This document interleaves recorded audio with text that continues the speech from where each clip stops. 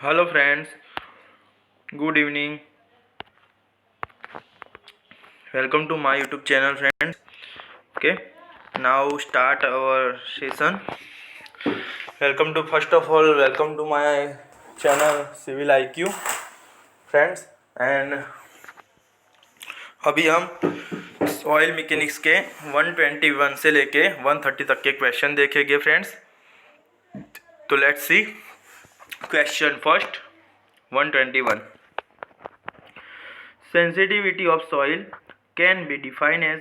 Sensitivity of soil को हम कैसे डिफाइन करते हैं, उसकी डेफिनेशन क्या है, उसके बारे में हमें देखना है. तो ऑप्शन ए है percentage of volume of change of soil, percentage of volume change of soil under a saturation condition. Then B ratio of compressive strength of unconfined undisturbed soil to that of soil in remolded state. Then ratio of volume of void to volume of solids. तो sensitivity की यहाँ पे definition दी हुई है friends. तो क्या है, तो सेंसिटिविटी ये वॉइड रेशियो की डेफिनेशन है, ये सेंसिटिविटी की है और ये गलत है, यानी कि ये दोनों गलत है, ये तीनों ऑप्शन निकल जाएगा. हमारा राइट आंसर बनता है B, ratio of compressive strength of unconfined undisturbed soil to that soil in remoulded state. अब हम देखेंगे कि सॉइल रिमोल्डेड स्टेट क्या होता है, compressive strength of unconfined undisturbed soil क्या होता है. तो फ्रेंड्स सेंसिटिविटी की वो डेफिनेशन ही है कि sensitivity is defined as the ratio of unconfined compressive strength of the clay in undisturbed state. Undisturbed state का मतलब फ्रेंड्स होता है कि उसको हम फील्ड में से जब लैब में लाएंगे टेस्ट करने के लिए, तो उसको डिस्टर्ब नहीं करेंगे. सेम एज वो जो कंडीशन में, वो कंडीशन में ही हम लैब में लाके उसकी कन्फाइंड स्ट्रेंथ हम चेक करेंगे. तो ये अनकन्फाइंड फॉर्म में है और उसको हम इस तरह से उसका मेजरमेंट लेंगे. Sensitivity is measure of loss of strength with remoulding. Sensitivity हम क्यों मेजर करते हैं, वो कितनी उसकी स्ट्रेंथ उसने लॉस की है, उसके लिए हम सेंसिटिविटी चेक करते हैं. फिर cohesive soil upon remoulding loss of part of shear strength. Then the destruction of the clay particle structure that was developed by during the original process of sedimentation. Okay, and also disturbance to the water molecule in adsorb layer. Friends, आपको पता है कि एडसॉर्ब layer क्या होता है, absorb layer क्या होता है. एडसॉर्ब लेयर मीन्स कि वो लेयर पे थोड़ा पानी रहता है. ये लेयर है, यहाँ पे थोड़ा पानी है और ये पूरा एब्सॉर्ब नहीं हो जाएगा पानी, यानी कि थोड़ा पानी रहता है, उसे हम एब्सॉर्ब लेयर कहते हैं. ओके, तो ये एक इम्पोर्टेंट टर्म्स रहता है. तो इस तरह हमारी जो 121 में हमारा जो आंसर बनेगा वो बी बनेगा. रेशियो ऑफ यहाँ पे हम देखेंगे उसका आंसर बनेगा ratio of compressive strength of unconfined undisturbed soil to the that of soil in remoulded state. तो ये बी हमारा आंसर रहेगा. उसके बाद 122 Rankine's theory of earth pressure assume that the back of the wall is. तो Rankine theory के अनुसार earth pressure में जो बैक ऑफ वॉल होती है वो कैसी होती है, प्लेन और स्मूथ होती है, प्लेन एंड रफ होती है, वर्टिकल और स्मूथ होती है, वर्टिकल एंड रफ होती है. तो फ्रेंड्स जो हमारी बैकफिल होता है, यानी कि अर्थ प्रेशर रहता है, वो वर्टिकल रहता है, पर हम कहते हैं कि हम उसको ऐसे भी मान लेते हैं कि वो स्मूथ है कि रफ है, वो देखना है. तो उसके लिए हमने लिखा है द बैकफिल होमोजीनियस. बैकफिल हमारी होमोजीनियस है. उसके बाद the backfill is dry and cohesionless. ये दूसरा ऑप्शन है कि बैकफिल ड्राई एंड कोहेजनलेस है. तीसरा हमारा है the surface of the backfill is plane which may be horizontal और इंक्लाइन. जब भी वो प्लेन में हम उसे हॉरिजॉन्टल और इंक्लाइन मान लेते हैं. The back of retaining wall is vertical. यहाँ पे लिखा है, ये हमारा इम्पोर्टेंट है जो है हमारा ये. तो यहाँ पे हम मान लेते हैं कि the back of retaining wall is a vertical and smooth so that there is no friction between wall and backfill when the wall move away from the backfill. ये हमारा आंसर बनेगा. और दूसरा है soil elements in a state of plastic यहाँ पे 2 बार of लिख लिया है। Of plastic equilibrium, every point of body is very of failure, words on failure, sorry very नहीं, वर्ड्स ऑन फेलर। ओके, तो इट इज इम्पोर्टेंट और हमारा राइट आंसर रहेगा vertical and smooth. Okay, C is a right answer. Then next, the coefficient of active earth pressure for the loose sand having an internal friction of the coefficient of earth pressure for loose sand having an angle of internal friction is 30। तो यहाँ पे active earth pressure हमें find करना है कि active earth pressure क्या रहेगा। तो उसका इक्वेशन इस तरह से देता है, K A is equal to active earth pressure is equal to 1 minus sine phi 1 plus sine phi. तो 1 माइनस 1/2 यानी 1 माइनस, इस तरह से यहाँ पे हमारा, मैंने पूरा सॉल्यूशन भी दिया है यहाँ पे, इस तरह से हमारा रहेगा कि जो के रहेगा वो 1/3 यानी कि 1/3 हमारा आंसर आएगा। तो यहाँ पे उसका आंसर 123 में हमारा राइट आंसर रहेगा ए 1/3। ओके, उसके बाद next, the major principal stress in an element of cohesionless soil within the backfill of, next backfill of retaining wall is, तो major principal stress in element cohesionless soil में within the backfill of retaining wall कौन सा रहता है। Vertical if the soil is in active state of plastic equilibrium, passive state में ज़्यादा रहता है या इंक्लाइन में ज़्यादा रहता है। तो यहाँ पे हम जब कहते हैं कि एक्टिव में हमारा ज़्यादा रहेगा या पैसिव में ज़्यादा रहेगा, तो वो हमें कैसे डिनोट करना है। तो पहले तो हम ऐसा एक्टिव स्टेट की बात की होती है तो अवे फ्रॉम, उससे हम ऐसा मान ले, जब भी हमें अवे फ्रॉम फील बोलते तब हम एक्टिव मान लेते, और पैसिव स्टेट में टूवर्ड्स होता है, टूवर्ड्स फ्रॉम द फील। तो इस तरह से यहाँ पे हमको क्या बोला है कि the major principal stress elements of cohesionless soil within the backfill बोला है। तो हम यहाँ पे मान लें कि एक्टिव स्टेट में है, तो यहाँ पे हमारा राइट आंसर बनेगा ए। ओके, अगर जो हमको टूवर्ड्स फील बोला होता तो उसमें पैसिव स्टेट आता था। ओके, तो right answer is A. Then next, passive earth pressure in a soil mass proportional to, तो यहाँ पे हम जब एक्टिव प्रेशर की बात करते हैं तो उसका इक्वेशन इस तरह से रहता है 1 minus sine phi 1 plus sine phi. Okay, और उसमें जब टेन स्क्वायर के फॉर्म में लिखना है तो टेन स्क्वायर 45 माइनस आता है, और पैसिव में सभी फॉर्म यहाँ पे भी प्लस हो जाता है और यहाँ पे माइनस होता है, यहाँ पे भी प्लस हो जाता है। तो ये right answer is A is the right answer for question number 125। Okay, तो यहाँ पे 125 में राइट। ओके, उसके बाद the effect of cohesion on soil is, soil पे कोहेजन की इफेक्ट कैसी रहेगी। They reduce both active earth pressure to intensity and passive earth pressure intensity, increase of both active earth pressure intensity and passive earth intensity. Then C, reduce the active earth pressure intensity but increase the passive earth intensity. Then increase the active earth pressure intensity but reduce the passive earth intensity.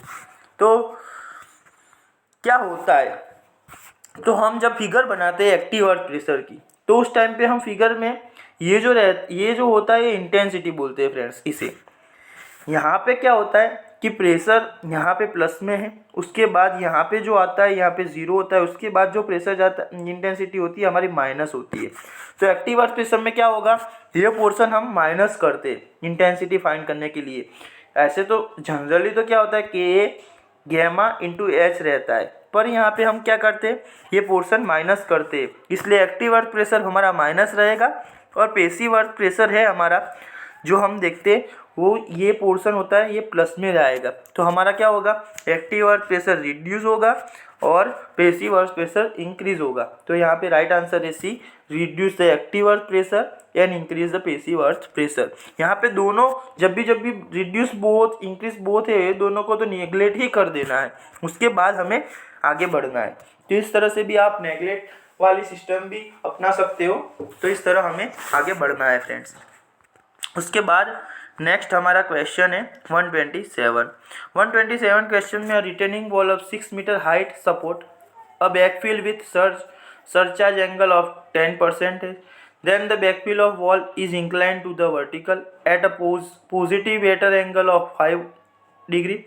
If the angle of wall friction is 7 degree, then the resultant active earth pressure will act at the distance of 2 meter above the base and inclined to the horizontal at angle। बहुत लंबी friends यहाँ पे question दिया हुआ है, पर हमें उसे कैसे करना है। तो यहाँ पे वर्टिकल एट पोजीशन बोला है। अब एंगल हमारा जो ऊपर का एंगल है हमको 10 दे दिया है, उसके बाद जो हमारा थीटा है, theta plus 7 is equal to 12 दिया है। अब हमें क्या करना है, हमें सिंपली जो यहाँ पे इक्वेशन बढ़ रहा है उनमें से 12 माइनस 7 करना है, तो हमारा एंगल 5 आ जाएगा। अब यहाँ पे ये हमारा बेटर रहेगा इक्वेशन। यहाँ पे आपको यहाँ पे जो है वो पैसिव स्टेट में हमारा है, तो इस तरह हमें इसको रखना है और इस तरह से हमें आंसर फाइंड करना है। तो हमारा आंसर आएगा 7 + 5 इज इक्वल टू 12। तो 12 हमारा आंसर आएगा, यानी कि 12 हमारा यहाँ पे आंसर आएगा। ओके, तो 127 में हमारा आंसर रहेगा फ्रेंड्स सी 12। ओके, तो इस तरह से हम एंगल कर सकते हैं। वर्टिकल एंगल वाली पोजीशन पॉजिटिव एंगल में बता सकते हैं और इस तरह से हम फाइंड भी कर सकते हैं। इसकी टोटल जो लेंथ दी हुई है वो 6 मीटर है और यहाँ से जो टोटल लेंथ दी हुई है 2 मीटर दी हुई है। ओके, उसके बाद question number 128, coefficient of earth pressure at rest. जो coefficient of earth pressure rest में दिया हुआ है तो क्या होगा, less than the active earth pressure but greater than a passive earth pressure, then greater than active earth pressure but less than passive earth pressure, greater than both active earth pressure and passive earth pressure, then less than both active earth pressure and passive earth pressure. तो यहाँ पे एक figure बनती है friends. ये बहुत ही important question रहता है, इसको अस्केंडिंग ऑर्डर में या डिसेंडिंग ऑर्डर में भी दिया हुआ कई बार दे देते हैं यहाँ पे ऑप्शन में। तो यहाँ पे क्या है कि रेस्ट पोजीशन में, तो सबसे पहले यहाँ पे ये डायरेक्शन है, हमारा लोड इस तरह जाता है, तो सबसे छोटा हमारे एक्टिव अर्थ प्रेशर रहता है। उसके बाद यहाँ पे जो न्यूट्रल होता है वो अर्थ प्रेशर न्यूट्रल पोजीशन में होता है। उसके बाद सबसे ज़्यादा रहता है हमारा पैसिव प्रेशर, हमारा जो पैसिव अर्थ प्रेशर रहता है। अब क्या है, अवे फ्रॉम बैकफिल है, उसका मतलब ये एक्टिव है, और टूवर्ड्स फ्रॉम बैकफिल है, इसका मतलब ये पैसिव है, और ये हमारा न्यूट्रल प्रेशर है। तो सबसे छोटा फ्रेंड्स रहेगा एक्टिव और सबसे बड़ा रहेगा पैसिव। तो हम इस तरह कहेंगे, तो सबसे छोटा हमारा एक्टिव, उसके बाद हमारा न्यूट्रल, उसके बाद सबसे बड़ा हमारा पैसिव। तो ये इसका स्क्रीनशॉट ले लो फ्रेंड्स, याद रखना है। ओके, तो greater than active earth pressure but less than passive earth pressure. Okay, तो ये 128 में हमारा क्वेश्चन रहेगा बी। ओके,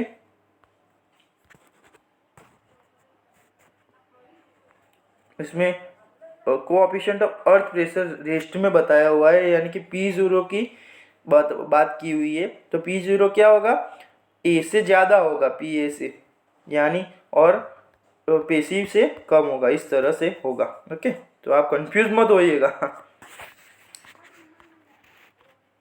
उसके बाद if the top surface of the backfill of retaining wall is inclined to the horizontal at angle beta, then coefficient of passive earth pressure is. तो यहाँ पे पैसिव अर्थ प्रेशर का coefficient find करने की बात की हुई है। तो यहाँ पे फ्रेंड्स क्या होगा कि हमें ये सारे इक्वेशन में याद रखना है। सबसे पहले कि हमें क्या याद रखना है, नीचे माइनस आता है, ये याद रखना है, ऊपर प्लस नीचे माइनस।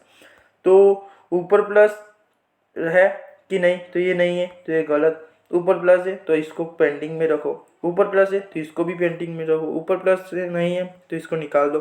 फिर क्या है, ऊपर प्लस नीचे माइनस, और उसमें क्या है कि इस तरह से कॉस स्क्वायर बीटा और कॉस स्क्वायर फाइन ये उसका अंडर रूट रखना है और उसके आगे माइनस का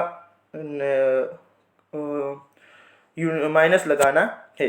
तो इस तरह से हम देखेंगे तो ए बी राइट होगा, और इसको रटना ही है फ्रेंड, इसको आप खुद से एक ट्रिक बना के ये रट लेना है। जैसे कि मैंने ऐसे याद रखा है कि ऊपर प्लस आता है, नीचे माइनस आता है, उसके आगे कॉस स्क्वायर कॉस बीटा आता है, और अंदर कॉस बीटा, और नीचे जो डिनोमीटर में होता है वो उसको इससे याद रखना है कि cos beta minus under root cos square beta minus cos square five, इस तरह से याद रखना है।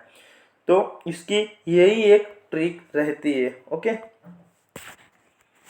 उसके बाद last question 130, the critical height of an unsupported vertical cut in cohesive soil is given. तो कोहेसिव सॉइल की क्रिटिकल हाइट क्या रहती है 130 में? तो friends 4c by gamma 1045 plus theta by 2, 2c by gamma 1045 plus theta by 2, 4c by gamma cot 45 plus theta by 2, then 2c by gamma cot 45 plus theta by 2। इसमें जो c है वो unit cohesion है, phi angle of internal friction है, gamma है unit weight of soil है। तो इसमें हमारा इस तरीके से हम उसको देख सकते हैं कि जो हमारे एक्टिव अर्थ प्रेशर है, एक्टिव अर्थ प्रेशर में मैंने जैसे बताया था उस तरीके से आप उसको देखोगे तो क्या होता है हमारा कि उसका एक्टिव अर्थ प्रेशर का इक्वेशन ये रहता है, इस तरह से इसका इक्वेशन रहता है P A is equal to K gamma H minus 2c into गेमा 2c अंडर रूट के। तो के गेमा एच होता है वो उसकी इंटेंसिटी होती है, उसमें से क्या होता है 2c अंडर रूट के हमें माइनस करना है। तो क्या होगा, प्रेशर ही negative in the top region, it become zero at the depth of Z0। ये इस डेप्थ पे उसके प्रेशर इंटेंसिटी जीरो बनती है, इस डेप्थ पे।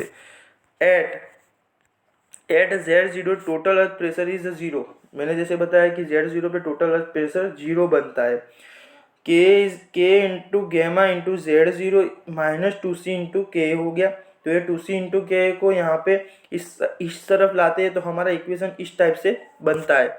और क्या होता है, the maximum height of the structure at which a vertical cut in cohesive soil will be able to send unsupported is known as the critical height. तो क्रिटिकल हाइट हमारी क्या होती है, डबल हो जाती है इस 2, यानी कि 2 इंटू Z0 हो जाती है। तो हमारी हाइट कितनी बनेगी 4c बाय गेमा इंटू के बनेगी। तो इस तरह से हमारी जो हाइट होती है वो डबल हो जाती है, 4c बाय गेमा हो जाती है। ओके, तो हमारा राइट आंसर है 130 का A. Okay, then thank you for watching my video. Thank you so much friends.